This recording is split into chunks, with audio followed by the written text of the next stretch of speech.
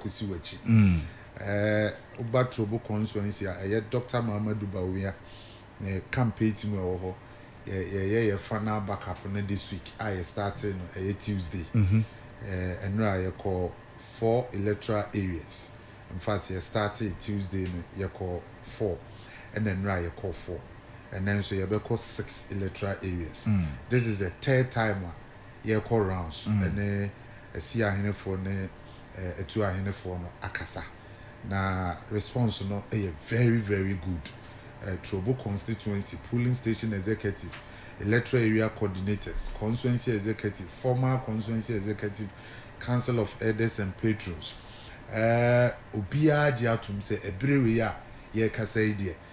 Yentimi ensan yewura Dr. Mahamudu Bawumia ho emfa tumi no nkom kohye nipa foforo bi answer because ye dika na ye tumi ne ye hwehwe.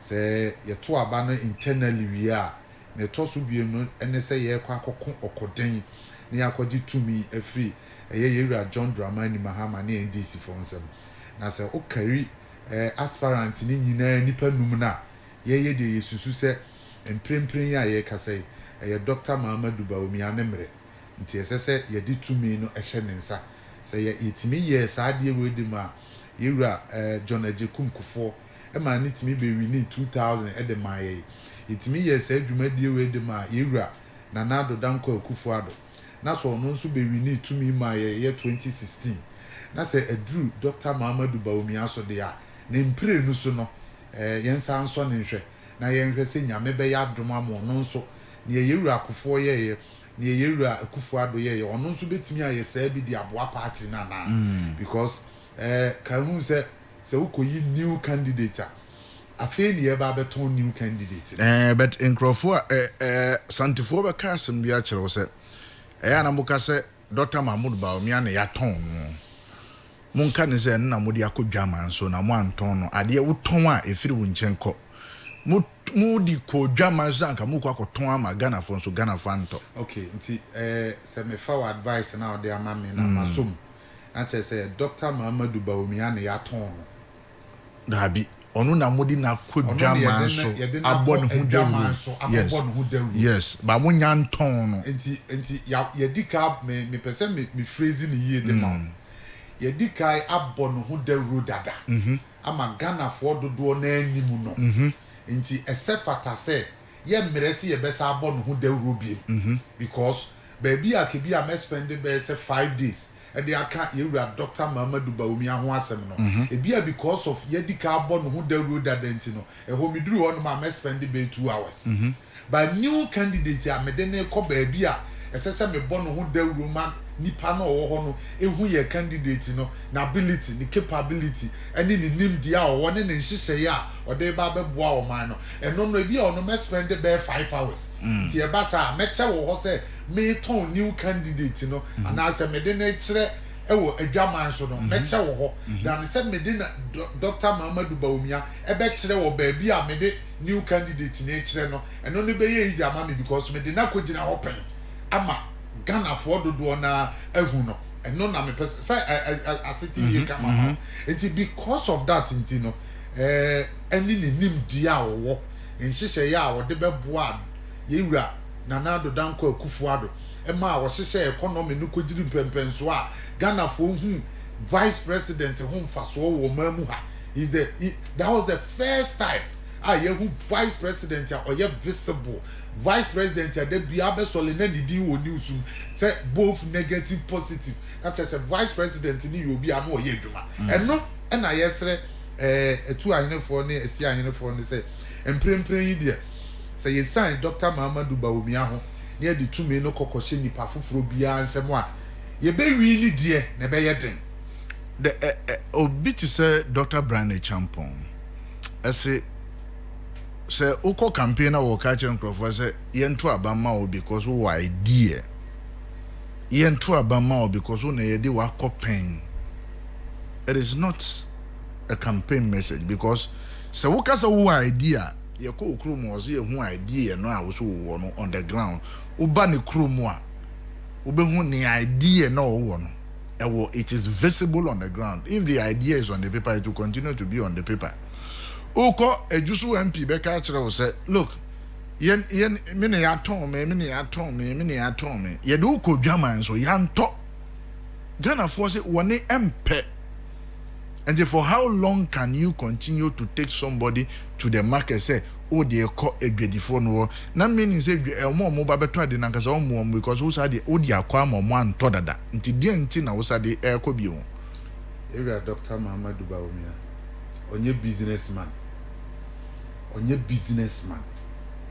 mpacho what in mention enso no ne footprint ewo Ghana ha efie bia mu ubehu yewura Dr. Mahamudu Bawumia ne footprint ewo ba bia the footprint na dey wan no yenya vice president obe support on the president e the ideas na wo kan ho asem na Brandon Champon say na tikwapai no ideas ni bi ni say o supervise say yenye Ghana card identity card a ebeboa Ghana ni bia na say identity card en san ko beka say kufuo mpenso pacho kufuo personal ye card no pacho ye ya na oh na say satan no mshase okay nti ma ne be wie aha nti say onu ebehye mu kina ama yatumi nyaaye kurae ema na enu an ye didi dwuma ru ababa da ubetumi ama ne credit ba wo ka say onu na de buy ya then you also not be right to kufuo okay MP what you say obi initiate obi ababeto aso kufuo start na Dr. Mahamudu Bawumia be wie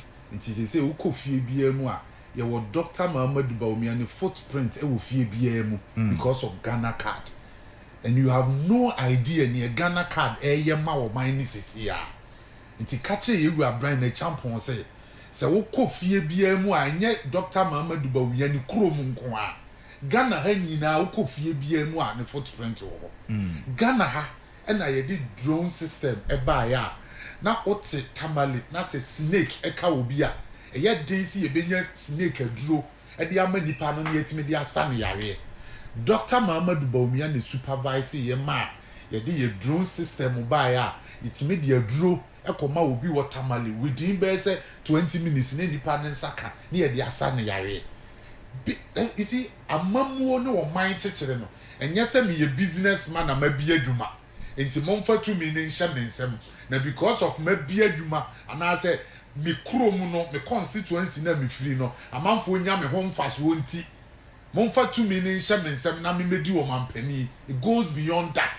na say dam ye bo aye share say free fie obi ani wonu ma obi nso dam no koto no obi kurom no de aba fie obi wo ho a oti me kurom wiamo ase obebo dam wakra ha me de ni kofie wanfa dam na mfiri wiamo ase ne bae obefa dam no firi akra ne ko wiamo ase nti nya dam nyina na ye bo firi fie ye bo bi nso firi ba bi de ba fie okay nti se wo kasem na o se me wo ideas ni bi ne say o se me ba se ne be ya ye be bie employment ama party for ho ato mu nti no me ba na me nya tumi a every constituency biano member appointment party for nipa 10 omo qualify se omo betimi adi dwuma na so ba bia aboa o man na konkai na ideas ni bi no o se me ba me de enhyehyeye ba youth no ahokyere a ebo omo nti no wo be kwa akofiri ade na watu ya na kakra enti se me ti hai na se ma hai medai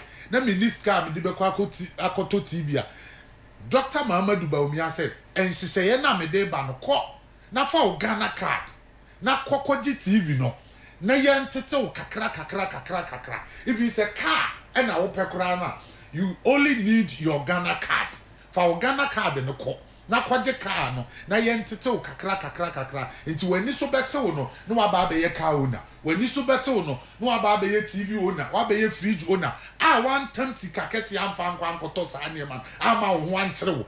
These are some of the ideas ya yewura Dr. Mahamudu Bawumia also wo nti se miwura Brandon Champon a me penasem na o ka bibi sa na ya na eduru ba bi a ye response no ye mpe no the way a ye best ya respond to them because nipa no so wo ideas so fa wo de to ho because me kwa me ba nyina Dr. Mahamudu Bawumia e de na ideas e gu kwa ma party for me hu candidate bi ono so de idea bi agu fam da pa cho kire me ba ko candidate nti Brian asem o kan won o se say o se na ideas ni bi dey ene dey o se wo bo be dey Ɔsi ɔba ɔno anya hwee kura no the whole Ghana ɛba no IT system a ye use ɛwɔ Ghana ya ɔno sɛ IT system ye payroll system ne ade ne nyina brand ya ɔno die ne ye use enti ye sisi we are moving into the digital space.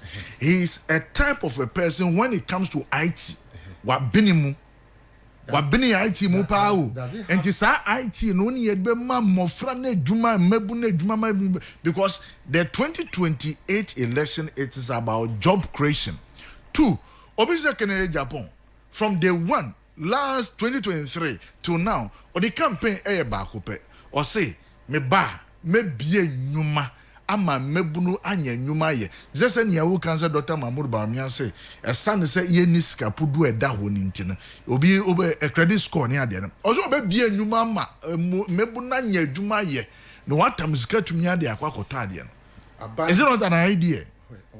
An idea which even time I want man be position some of the idea has translated on the ground and my friend be anya adwuma ye. You see sometimes we a private businessman we you adwuma na wakonya contract wa bam na se wo de ye tua wo ka wo ti ba o me so be fa manfo am mo aye adwuma ma wo nti aban no engage wo services na tua wo ka nti ye tua wo ka no wafa obi ono nso ye adwuma de ama wo nti aban na abie sa job no your friend say employment no ya aban na afa sa nkrofo na na say ye wo asimna okay mentia say okay aban na per contractor yes opeso wo ye adwuma ABC na wo ba na so wo expertise no wo betimi aye adwuma no de amaye na aban na de contract na ma wo say ye adwuma no na moa wo man no ya aban no na employ nipa na wo na wa employ nipa based on that IT aspect no na person ni udi sa ankomo no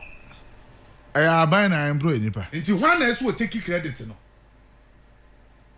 senior ankomo na ye die we boko me say wo say eba ye payroll system a ye je wa ha yes ya ade a ye behu ye wura brand champon ensa no adwuma say ono nso aboa ma ni ya fa dipa wa adwuma yes me boa yes na me say sa contract no ya ban na de contract na ma wo na wo say ye nti onim say contract na o de ma wo no Ghana adwuma ye fo nyina ye bi a 1 million na engage almost services a wona ye de contract na ma wo no wona wa employer amanfo ana say ya ban aban employee bi na wo so employee because omo develop system ni ma wo no wona wa fa omo adwuma man wa answer de na wie first one no ano no yes or no answer enko feda me nka say explain me say sa service na ono de bo no ho asafo yin no ya ban na employer ana so no Emmanuel senior aban employee bi ono so employee bi because you see obi obe create system na ma ono so wo betua ne ka. You are not getting me say enya ban ya sa contract no sa adwuma no na ka exist ana na exist enti why na ana aban so opebi and o se me metumi develop app na ma wo and wa develop app no no say me wo person obi create website ma wa so obetua ne pa kono ka obe fa nkrofo nto wa fa nkrofo and o ma develop system no and na o tua omo ka na sa nkrofo when the system break down sa nkrofo na no maintain system no why na tua omo ka aye say aban tua brand ka na brand e tua omo ka enti why na tua ka why na tua ka de we hen ko adwuma na me de ama say ma me no wo brand champon yem fa ne say workers ne gu akiri no obi ani contract ya ban ne wo contract enti every month bia say adwuma na wo ye no wo de abo ho safo hene no why na tua ka enya aban na tua me meka yes na me workers me so metua mo ka based on aban negotiations a one wa ye contract one wa ko ani ni padodo a ye betimi engage wo mo because we be present document ni padodo a woni wo mo be ye adwuma na ade akoma ban da bi je ase aban se opetipa truck de afa nua me kita tipa truck na aban se fa wo tipa truck ma me de bia me be fa nua but ties ni ade ne adwu ase a eye me nkrofo ma fa omo adwuma a me ni omo ye tipa truck omo na be siesie o enti aban wo de tipa truck ne ye adwuma wo betua meka na maintenance work me so matua me nkrofo ne ka matua maintenance work no sana system ne tie enti aban age software no e na odi ama controller and accountant je no e na mo de tua Ghana fo nyina aka You see, I don't say. Until a bank for what form? No track na nkasa wo kan asem no. Wonu akoto tipa track. And na ade abesuo na aso opeduma. Meboa. Ana that a bank no so ope. And makoto aba. There be. Aban ka so ope. Hey, aban no so ope payroll system. Hold on. Aban me enti na me start ya ka kire o say. Aban no na engage wo service. Because aban no na kire say ye wo ghost names bebre wo your system no. Enti ye pade a ye betimi de ate and ye be minimize na de abafem. And sa software na eno na betimi abo o man Ghana. And na wo si wo obi. And aban so okay wo obi di a yenko no monthly basis. Every month be a Ghana buy betu a oka ahe. And also Mr. Aban and Ghana every month be a na employ nipa 500. And ye de be yes adwuma no ne atimi anya ho mfaso. Enti every month be say metua nipa 500 ho ka. Na wo de say sika no ne budget na koma president. And na president ni tua wo ka. Enti sa project na wo ka ho ase no. Eya oban no na employ nipa na ye wo. Eno ne answer na wo ka kire me say eya ban. Wadwuma wabie na ye hotel na wo wabie no. Eno na ye wo dia. Mpato temase. Eno ne nya ban dia wo. Ukọ ni hotels a wabie na ye ono ne dia enti enipa a eya adwuma wo hotel ho no ani aban service na o engage wo no dia he na dọọso enti wo betena ha na o say ye kọ aban adwuma ni bia o ye adwuma wo mamu ha bia no enam nsa so ne ye fa so tua ne ka eye free si ye tua aka. You see sometimes na service bi obi arenda say president kra obedi ase ye tua ne ka Canada Japan so wo de ono kra ye score card ono no obie ne private business a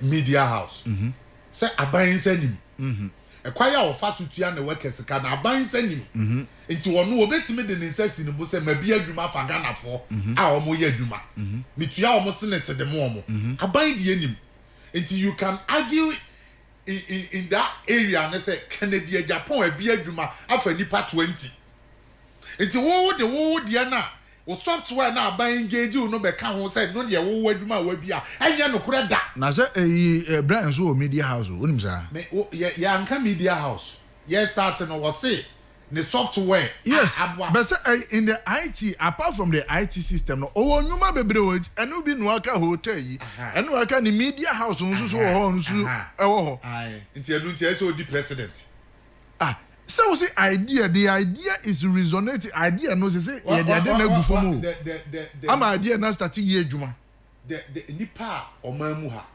ofa nipa adwuma mu dudu opa ye ho anya ban sa ban pe nti no say wo be ye president na do danko akufu ado e be ye president within 8 years of a nipa almost 2.6 million meboa both private and government.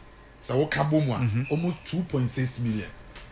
Private sector be anyone more betting employ ni pass a huge number no. Nti buying and the friend nipa wadwuma mu. Buying and the creative jobs. Dodo no ma Ghana for nya bi ye.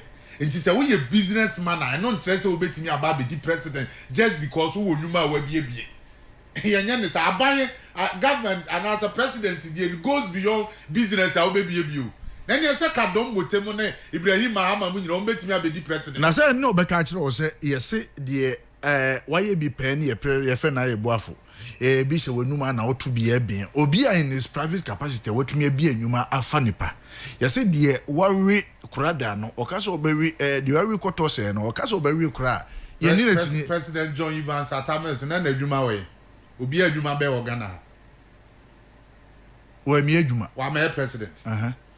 Dabi yanka so obi a wo mi adwuma ntu mebe but obi a wo bi adwuma da no waka se me be di president matumi abie mu a ye gina tini na obi a onu ni adwuma bi a won fa nipa no ontimi ni president obetumi adi anti so waka se eno no ne enyina so a yemfa hwe so nto abama wo na che so obi a wo mi adwuma no ono ne yemani di president enye yie dabi ono pa kire wo se wono esane se wo bi adwuma penti no umma na kwenya as a president obetumi abie dudu enti se wo mpo a wo bi adwuma da wa be ye president so wo mamu a ama Ghana nya no so mfaso obi anka se e bone nti wo session na wo create no emfa because press wo a wa bi adwuma betumi adi president ama Ghana nya ho mfaso and obi o mi adwuma da ebetimi di president ama still Ghana nso benya no mfaso enti se obi a wa bi adwuma pen ene obi a o mi adwuma da o mu nyina ehye obo se ma bi adwuma ho na obegina die ne o mi adwuma da na magina di because ne wa bi adwuma da no kra na obe use na adwuma no de abu oman no obe use na adwuma no ade abu oman no obe hye kira akwaje oman ne contract atoto oman na japade because our business ideas no ekwaye obefa so ode be wia oman no e wo soro se ne say obi a ono ba no obehwe Ghana institutions no obehwe omumu kina no omde apagya ma employment akosoro no say nipa no ye far better than obi o ye businessman na obedi president enti ultimate nka said the fact that you are a businessman we should give this nation for you to govern and yet possible it goes beyond say we be adwuma enti na me ka kire wo say yenya businessman bi o ye president wo mamu a ka kire me ba ko a na ke ye de na compare ne wo ye business oye businessman ansa na obedi president ene obi a onye businessman ene obedi president ni yenhwe wo mu mienu yemfo wo mu ntunsani ani ni yenhwe say why na time bo o man ne kyekere call nanim na say nti na nkrofo ka say yenya businessman da nti yemfa businessman ba ko mbra ni yenhwe de not this time baby adro de yenya businessman bia yenya obi o wadwen obetimi a think outside the box ama o mining chichire na ko nanim enye because of business yewura Nanado Danko Akufo-Addo ne president Kufuor ba o say ne baby a the engine of growth no ana say enwuma no baby a yebetimi a create enwuma pa no o say eye private sector meboa into oba be create enabling environment na dem ma eye private sectors no ama wo mutimi gina wo na so yie efa amanfo bebre wadwuma mu enu nti na saata no na wutifi a na banks bebre chesi Ghana for so mo magi loan no mo mfanya adwuma because na foundation na president Kufuor a create ama Ghana ene private businessmen no e da yie boa wo mo adwuma ni tibi tumpon it's because of one year duma business 1 year business be adam look at the ideas awonya ya or the boy the private sector private sector need to be paid employee nipa bibiri nti say wo business we be hotel hospitality say man for medro do mo no eno ne yemfa asasu say be di president obinia nti am yen ko ho say we be cold store na wo di aye warehouse yemfa asasu say be di president o kan ye wo betimi ayaboa wo man no to send your Dr. Mahamudu Bawumia credit score system why ba all kwa uzu ohun okita nwa okita your friends emo okita we o kire say ye Ghana ye kwa wo hwe eburo kura mpo ye betumi aye ebura nwa e wa ha oh ona wo kana Japan nti safe factory ya wo si nti ohun mehu uzo nti anye den kura ye wo bi a se bio ono susu nya kwan ana wo ka che Ghana for so muntu ni so aba no be president wa ye bia ma ye hu Ghana ha de obi ye ne private business bi na se ko yi a kire se no nkwa ye assessment se or business ideas nti so di president oh na say the whole business idea no wa ye bia ma ye hu nya idea no nkwa when your idea sit on paper o be media adwuma o be media adwuma educhum Adom FM penimpa employ say adwuma no na saa time no wo bie media platform bi o ba bia na ye ho adwuma dabi enso ba mu abeye adwuma na hwe ba bia wadru nti ehun nya say minya media me ye bida ansa ne amama kwanya ne say mento aso ne matimi asele bi ni osa but wo pese wo fa sa nkrofo kuo mienu na mu abeye adwuma de wa ye bi pen ni de o ka wo hwan ne befa wo kasa na wo kan dia wo time no saa time no ka wo hwan ne befa wo se na wo ye bi da saa time na ye fa wo no na office nkrofo bi wo ho no a omni experience ni nye bi da ene ye gya wo to wo ne ye befa wo ye ready hu say bibi papa bi wo dachi mu a obetimi de asom wo man na boa se ye ba media side obetimi aboa ene ye de fa wo adwuma enti se na wo hwehwe experience de adachi se ka ne unia ko bi amfa enso enne no ye ma wa kwanya no hwe ba bi a waduru ye ka nimdifo ene wo mo a wo mutimi aye media adwuma ma Ghana fo anyi wo mo mfa so a wo ka ho bi ye ka nipa 5 a wo ka ho bi ya ma wo sa kwanya ne time na ka unuru ha enti me na ma ye business enti ese me di president enya no na Ghana fo hwere o na business security nzo eno nzo be den no wa control security wo mamu a se wo de wadwen aye business It will buy business. Now you buy health sector so abede. Omo fan crofo mo oni omo ye adwuma. Say you buy health sector so abede. Na say Mahmoud Bawumia say ono onye health. It's na make catch. And onye lawyer ni. President. And your fan crofo mo ye adwuma wo no. It's na me po asem no. Masam no what can simple am Ghana for atiase ama me simple. Na say businessman so ba so be fan crofo mo ni omo ye. It's na wo ka business asem no. Who koduru ba bia won ka say health sector so adwea me dey ba oni. Security sector adria me dey ba oni. But do you agree the highway adria me say na your friend say Dr. Muhammadu Bawumia o ka job ni wi anu asa aka say ye ba ye road sector na e say ye bie mu ma private individuals for no e dey o mu sika behim no o mu nso no say em fa ne say atomic runabout copy dome any of them private individual yes wo be construct say roadway ni ene wa ye nhyehyeye e bi 10 years fato to so na te wo kadako uwi a be ye Ghana japade because o mining this sika e betimi a construct roads nyina wo mamu a is it not idea and sound good ma wo kan ni nyina ho no mu wi a na so waba ba bi a ma ye adwuma no wasa kire apomuden kwan ya obefa so a ye betimi ama apomuden agira ne na so ye wo mamu a o kan ni nyina wi enti watere beyond business enti sa ideas we nyina na woni team no de call 2024 elections and no de call to Ghana fo anim say Ghana fo munyi sa ideas we na monto mame and Ghana fo so monto enti Ghana fo anto enti mo onko biem na wo dia de na ko you dia brem se mento me se mento a wo say de brem se me fanya nda no start free SHS time 208 me ba se Ghana fo anto no 208 wo ma anto 2012 grad free SHS no Ghana fo anto say anti ana still I say push the 2016 no 2016 Ghana fo anto free SHS and then you free SHS so does it mean say why ideas not the first one and anto and not say yen tobium ti kona Ghana for wo mra omode mu obia se bra bedi wo so emre ni duru hono ma wo ye dey ya wuntimi nsesa me say Dr. Muhammadu Bawumia ni mre ni se don ka asem bi o se ayifo no buziafo na di wo mu de awie omukọ oba kofo edubu ahenside na omu so adi wo mu de awie omukọ before all ba be free mu no nyame fa ne clearance o guarantee interviews ata na wadom and o say nie adru no so satam kra na ye wura Bawumia na do so obedi president o satam na ye nanado ne second term aye wi ni 2020 no early num no o guarantee say interview no na ye nye ya adwen say doctor nye na adwen so obedi president and o say MPP for pe wo mu mpe adru dombo mire so 3 arms of MPP. So all country arms of government, I 3 arms of MPP no.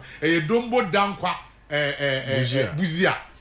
Dankwa bedine die buzia bedine die edu dombo so. Se dombo ni ya obi eni. Hey. That's it. Kasasem we tu one. Na masasem we nko wo icons mu se.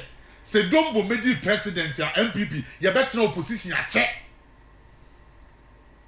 Na obisi mimisa wo se as a political party power and mo here and now obi obedi mo nim wo party mu na mo here na ye nya no obedi ye nim ye benya power ye say uko abonten na wo ko bisa Ghana fo nyina wo hia Ghana ni na obisa say oh wan ye mfa no mra a mo betu no so aba wan ye mfa no obi ase kene Japan eyifo ase kene Japan artisan ase kene Japan we ase kene Japan adentina muntie di abontisufo kana sense mu kwakwa yi nipa no dia ba be kire Ghana fo de Ghana fo se mu mfa no bra adentira mu nkofo no mfa ne mma Ghana fo se mfa wan na mra Ghana for me bie phone line se sia na me bisa enkrofo se nipa enum ya omo abei so mo person mo to mo so ba the ordinary Ghanaian na ono onye MPP ni onye NDC ni a oye floating voter no why no beto abanama na you know the numbers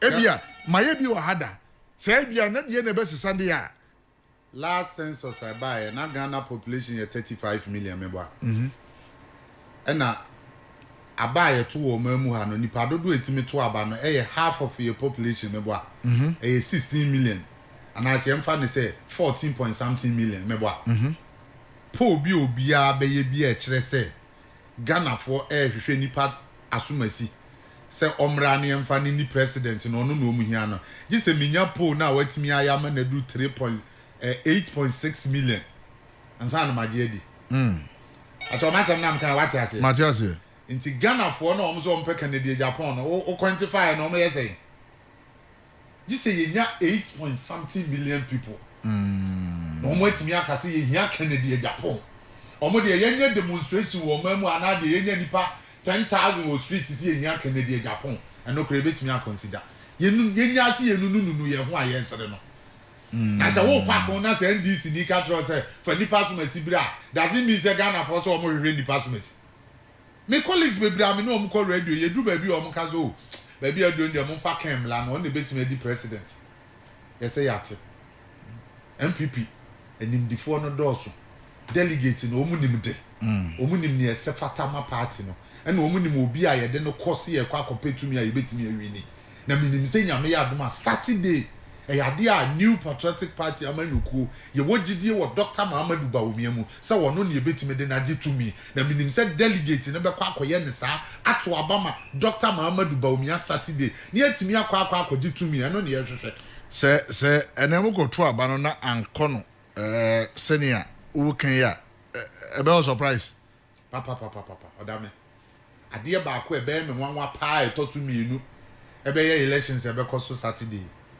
ne ɛyɛ me nwanwa paa kɛseɛ paa ɛyɛ 2024 elections a yɛ lose yɛ adeɛ ɛbɛsa yɛ me nwanwa bie mu paa ɛne sɛ Saturday yɛbɛkɔ akɔto aba no na Dr. Muhammadu Bawumia na wantimi anwini ɛbɛyɛ nwanwa paa papa adeɛ ɛbɛyɛ me nwanwa wɔ mi wiase menya sure sɛ ade foforɔ bi bɛtumi ayɛ me nwanwa sene saa de ne da na because the signs are clear Uko two Sir John na Sir John after Tamale yɛkɔ Tamale by no kan bibi fear delegate ɔsi fear delegate ɛnura mene George Donfe edi nkɔmɔ ha APL ɔmo survey a ɔmo yɛyɛ wɔn mate aseɛ sɛ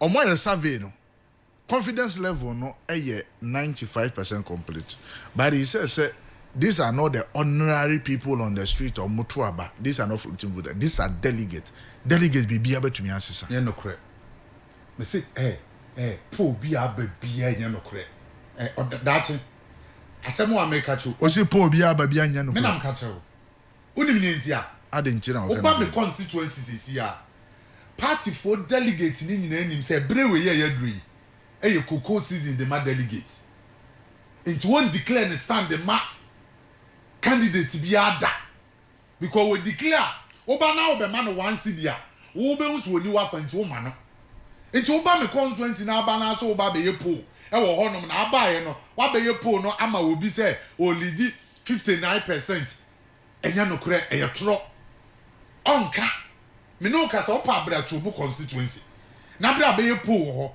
na hwe say wo ba nipa no ombe kasa no ombe declare wo stand na say wo say what declare we stand so was we a delegate what declare we stand me delegate na me ye no me no makwa akwa say wo mami o wa mami o me gina ba bia me gina what you say ba no mo ba na bia ma o de ehefa mo ba ye no say aspirant ni nyina aba constituency wa ma me dey so was ye ma o ya ma wo die ne ye ma wa ya ma wa akra o gina ba police station executive for na asemu me say mayi me hu kan ba me ho a wo mfi me because onim say me wo Dr. Muhammadu Bawumia Brandon Champon oba no friend the coordinators o me adwuma ma na on free youth organizer go onim ba bia me gina okay it means say me baby a medidi ye ba akopɛ what you say baby a medidi ye doctor hope but the crofo bebre wo ho o mo declare that no na me ka kire no because obo so di ni nyina o mo so na dɔɔso enti so oba na ba ye poll no wo me ha na wo kwa wo say ye true verdict e wo trobu constituency a me ntime nyi ntum because omo declare omo stand no e dɔɔso se na omo declare because o wo bi di a o be declare o be ka say me support to Ken because DMB ba ne kakra na wo de be ma na nya no na be hwe me bo but polling station executive no 50 Ghana cedis na wakosra no na wo de be ma no ono ehia no pa enti wo ka say Dr. ba no ma ni 50 Brian ba no ma ni 50 Ken ba no ma ni 50 say 150 cedis ba wo kojina fa akwa ahwe ono nkwa na obenya 50 cedis It will be anyone more beba be survey wo me constituency obetimi ama me the true reflection of Trobo constituency when it comes to Saturday elections aye kwa akoto enya no kreda enti ne omo kan nyina me say delegate no omo hu se ne wo ka no omo sem nyina show na no ani ma dey see we constituency yeah for your strategy aye kwa campaign Brian for na wi omo de o yeah strategy ne say beka 1 week and that say ya overlapping no ne awie that the answer ne say omo teteye yeah free coordinators ya free constituency police station executive no ye ni omu wie ya na omu so asi achi just say mumu wie ya na omu so omu asi akira ba omu tete kire ho because omu nim say police station executive no omu no wo ko ka kire omu say o na wo support DMB no wo no afre o meeting enti o ma Brian for no member chia omu bedwa wo because Brian e be chia omu no o be no omu kakra enti ye wie ya na omu ginam enti baabi a ye be ko bia nra ye wi na ye so yes baabi wo ho no ma ye te ya pon be 10 o'clock anajo ti ye say da ye je questions sa afeni hu ya no say o mo afro coordinator say o de o kira no pa as a mafia tactics na say munyina mo de na mu game le do you see party for no police station executive no my o mo adwen wie on the most serious news on that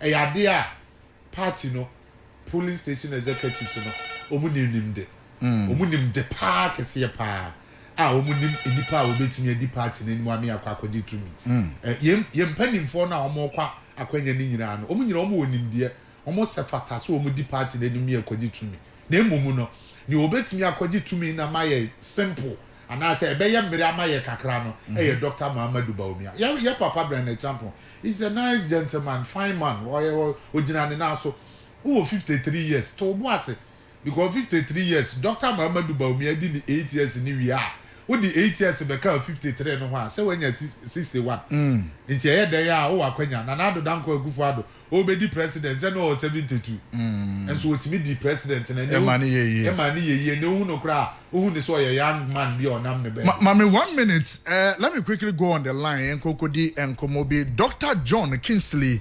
Krugu ewo Zebila there is a statement about Bonten say within the Kusak area Nkrofobi threat wona was supporting Dr. Mahmoud Bawumia ewo doc morning. Good morning. Trust you are doing good. By God's grace. There is a statement that I just received some few minutes ago suggesting that the MPP members who are seen to be supporting Dr. Mahmoud Bawumia within the Kusak area are under threat. Bring us to speed as to what actually is happening. Yes. Good morning to your listeners as well. And as the statement conveyed, that is the reality.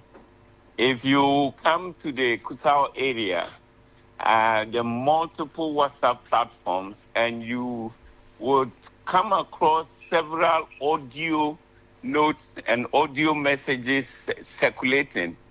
And some of these messages are quite direct to say that, look, if you are campaigning for Dr. Bawumia, we would come after your life. We would, if we count the vote and Dr. Bawumia has some vote, we will come and kill you. And those messages are all over the place. And so we are also very much determined. We have made our decision very clear. We are fully aware of the conflict situation and the chieftaincy issue. But we believe strongly that we should separate the two. We cannot marry the politics with the chieftaincy issue. And as we have made it explicit in the statement, for chieftaincy, it is enduring. It is hereditary. You know, when you become a chief, it is for life. But for political positions, they are subjected to contest every now and then. So as soon as you marry the two, you fuse the two together, you are also subjecting chieftaincy to the same kind of contest every now and then. And we believe strongly that that is not the way to go. Yes, we know that Dr. Mahamudu Bawumia is a Mamprisi man, and we know that the issues are about Mamprisis and Kusasis. But we also strongly believe that until Mamprisis and Kusasis are ready to sit together and engage, then we can never, ever have a solution to our problem. And that is the reason why that among the contestants, we believe that Dr. Mahamudu Bawumia is the best foot for the MPP for 2028. And we are convinced beyond doubt, and therefore we throw our support to it, and we do it boldly. And we are making it clear to those threatening that we are never going to coy back. We are ready to stand on our feet and throw our support to Dr. Mahamudu Bawumia. Doc, and that is why we have issued that statement. Yes, so Doc, in this case, you are saying people are issuing threats. Yes. Do you by chance know those who are issuing those threats? Yes, no, it's often difficult to know because you see multiples of WhatsApp audios circulating. And these are the WhatsApp audio circulating are on your platforms. And so it is perceived that those who are doing the audio are part of your platform. Isn't it? It's sometimes difficult to get to know. Sometimes you make up the voice and know who this person might be, as you know, and there have been few instances where they have been reported to the police already. When we get to know who is behind this audio, those reports has been made already. But in the message, we are also calling on the Traditional Council to take exception to it. And we are calling on the security because we've seen that this particular week, the audios has been an increase because we know that Saturday is just around the corner. And given the fact that the intensity is going up, we anticipate that by Saturday, if the security agencies don't take control and the Traditional Council doesn't take control, there will be chaos because we are also not going to back down our democratic right to support a candidate that we have chosen to support. And if you look at the statement that you put out, those who the various areas that are affected by this comment that you put out is Zebila, Binduri, Timpani, Garu, Pusiga, and Boku Central. These are the places you say people are affected within that enclave. From where you sit, yes, from where you sit and what you have known in the party, those who are issuing those threats, are they members of the MPP or these are outsiders who are issuing those threats? You know, this was what the NDC used in the just ended last elections as a strategy to win the 6 seats in the 6th constituency. Okay. If you had followed that campaign, that elections, you would notice that Dr. Bawumia even got 0-0 in certain constituencies. And it is not that nobody voted for him, but this kind of threat and the holding of gun at the point of counting and all of that is what led to that. And so definitely opponents of Dr. Bawumia has learned that that is a strategy to make sure people don't vote for Dr. Bawumia. So it is possible that some of those audios are coming from the camps of other contestants. It is also possible that it is still a strategy of the NDC to make sure that they maintain a stronghold on the 6 constituencies.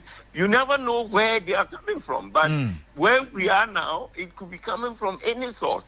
But our message is very clear that we are not going to back down, and we are very firm on our decision to support Dr. Bawumia, and we are very bold and open about it. And we just call on the powers that be to make sure that we can all prevent chaos because we are not going to quiet.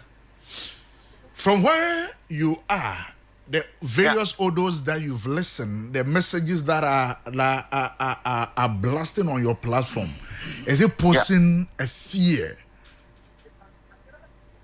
Yes, it is. It is absolutely meant to push fear. And look, those messages are directing us to support Ken or directing us to support Brian. And we are saying that, look, it is like looking for a woman to marry. You cannot direct somebody who is to go and marry. And so we are saying that nobody can decide for us who we should support. And we are also saying that the idea that we should just support, we should just go against Dr. Bawumia for only one reason, on the basis that he is a Mamprusi man. We don't believe in that. We don't believe in such tribalistic view of this contest. So we are saying that no, we have many more reasons to support Dr. Bawumia beyond him being a Mamprusi man. And therefore, the directing us to go and support other candidates is unacceptable. And that is why we make it very clear that we are not going to do that, and we are not ready for that. And anybody who thinks that you are going to take a gun and come and force us to vote for somebody, then we are ready to meet you at the time that you want us to meet, because we are never going to back down. If you look at the point 7 of your statement, you say, we respectfully call on the Cusack Traditional Council and all well-meaning leaders and elders to urgently caution any individual engaging in threats or intimidation. Cusack is a peaceful society, but peace cannot coexist with impunity. From the onset, you made us understand that they should try and decouple chieftaincy issues from politics. Now, in your statement, you are also calling on the Traditional Council to come into this issue. Do you necessarily think that the Traditional Council needs to come into this issue, particularly when you know it is politics and not chieftaincy? Absolutely. And that is why we make the point forcefully, because those people doing the threatening, that the basis for it is that there is a conflict between Mamprusis and Kusasses. And the basis of that conflict is about chieftaincy. Yeah, that matter, you are fully aware. You are aware of the work that the Asante Hene did. Yes. You are aware of the Supreme Court rulings and all of that. Yes. And now we are saying that part of the problem, why we have come to meet it, our forefathers came to meet it, and we may also hand it over to our children, is when we fuse the two together, when we fuse this question of chieftaincy and politics together. Why? Because for politics, the 2023 NPP had the primaries, this issue came. If you remember, out of the 6 constituencies, the largest constituency is Zabila. Yes. And 2023, Dr. Mahamudu Bawumia lost massively in Zabila, yes, and lost in Binduri. Yes. Okay. Yes. And this was part of the same reasons. And we are saying that we are back again into primaries, and this issue is coming. As long as you don't decouple the politics from the chieftaincy, you are weakening both. You are weakening democracy, but you are also weakening the traditional system. Because you can then imagine that if a chief is then seen to toe a particular line, and you know that it is the motivation is politics, then that chief will lose respect. And so for us to preserve the traditional sanctity of the chieftaincy, we want them to caution, because the Traditional Council has the power to issue a caution to the entire, all the 6 constituencies are within the same Traditional Council. So they have the power to issue a caution to everybody to say that, look, nobody should threaten anybody on the basis of political choices. And that way that we will all be united under the traditional leadership, knowing that when it matters, they will take care of all of us. And therefore, we all respect them in that direction. Okay. But if they stay away, and then somebody put an audio and say that if they vote and the Bawumia win, I'll come and kill you. And then you have to know that you would also take steps to protect yourself from being killed. And that can result in a pandemonium and confusion. And that is what we want to prevent. We are peace-loving people. All what we are doing is exercising our democratic right. And we don't think that somebody else has a super right who then decide who you should support and who you should vote for on the basis of a chieftaincy conflict. We don't want the two to go together.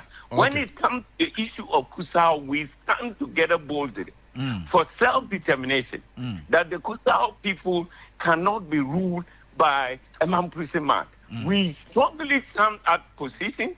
We are not backing down on that position. But that is not to say that we are against a Mamprisi man contesting to become the president of Ghana. That is right. Yes. That is right. Yes. Doc, thank you so much for making time with us this morning. All right. Thank you. Thank you. And thank you so much. That is Dr. Kingsley from Zebia. Dr. Kingsley Kulugu. John Kingsley Kulugu. And I would say, you know, education common. What be? That's it could do say na and same way in the obetia, but yesterday I say enya jobrel.